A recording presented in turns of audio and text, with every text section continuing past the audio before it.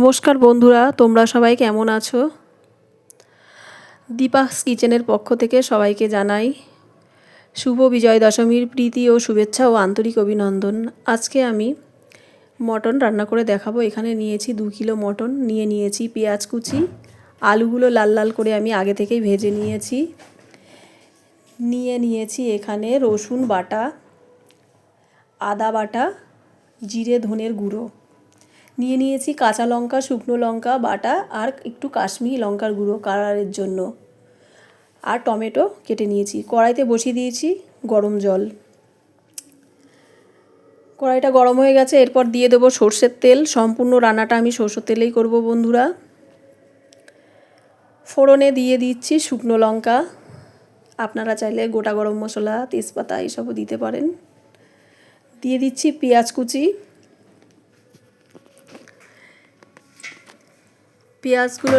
পেঁয়াজটা একটু নেড়ে নেব। পেঁয়াজটা লালচে হয়ে আসলে এক এক করে সব মশলাগুলো আমি দিয়ে দেবো বন্ধুরা।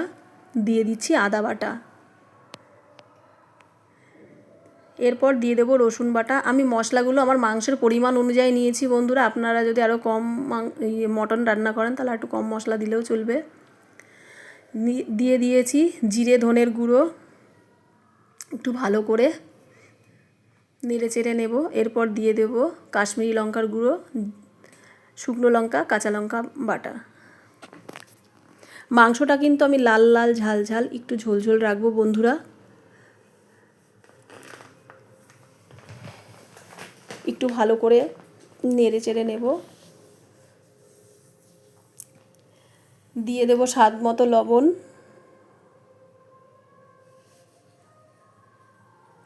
দিয়ে দেব হলুদ গুঁড়ো। আমি এখানে মাংসের পরিমাণ অনুযায়ী লবণ দিয়েছি বন্ধুরা।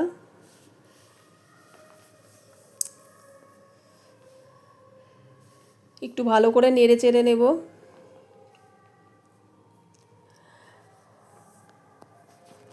তো আমি মাংসটা কিন্তু আগে থেকে মাখিয়ে রাখিনি বন্ধুরা। আপনারা চাইলে আগে থেকে মাংসটা ম্যাগনেট করে রাখতে পারেন। আমি মশলাটা ভালোভাবে কষিয়ে তারপর মাংসটা আমি দেব। আমি কিন্তু মটনটা আজকে কাঠের জালেই রান্না করছি।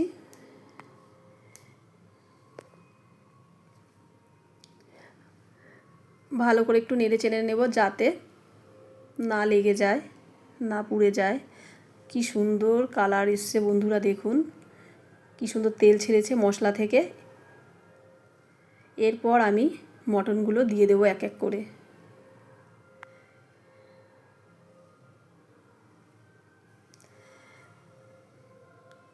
মটনগুলো দিয়ে ভালোভাবে আমি নেড়ে চেড়ে নেব।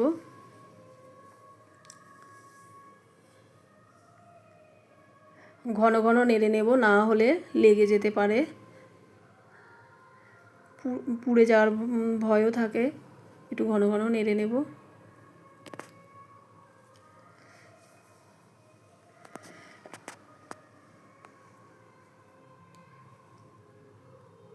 ভালো করে কষিয়ে তারপর আমি প্রেসার কুকারে দিয়ে দেব।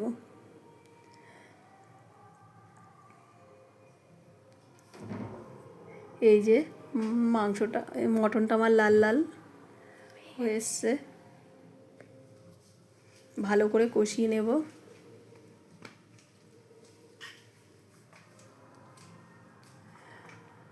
মশলাটা যেহেতু ভালোভাবে কষানো হয়ে গেছে,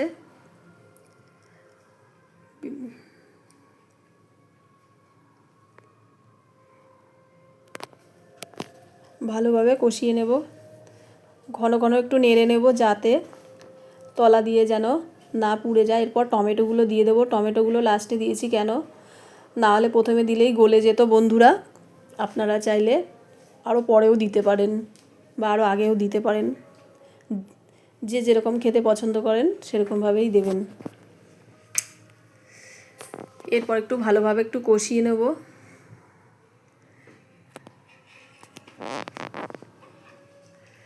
ভালো করে কষিয়ে নেব।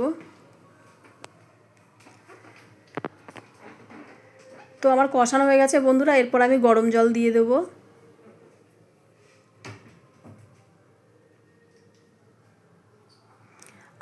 টমেটোটা এখনও গোটা আছে,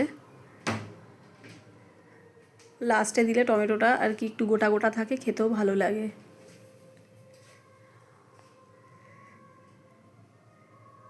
এরপর আমি গরম জল দিয়ে দেবো।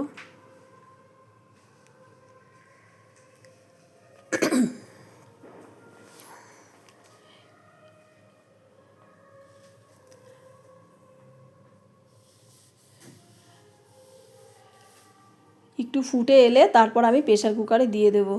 তো বন্ধুরা দেখুন কি সুন্দর কালার এসছে, দেখেছেন? একটু ফুটে এলে এরপর আমি প্রেসার কুকারে দিয়ে দেবো। প্রেসার কুকারে দিয়ে 2টো সিটি মেরে নেব, 2টো বা 4টে যেরকম। এবার আমি প্রেসার কুকারের মধ্যে ঢেলে নিচ্ছি বন্ধুরা।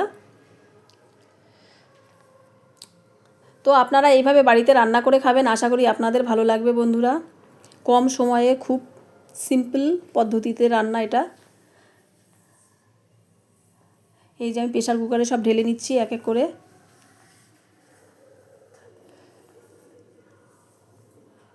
কি কালার এসছে বন্ধুরা দেখুন, কি ঝাল ঝাল ঝোল ঝোল লাল লাল।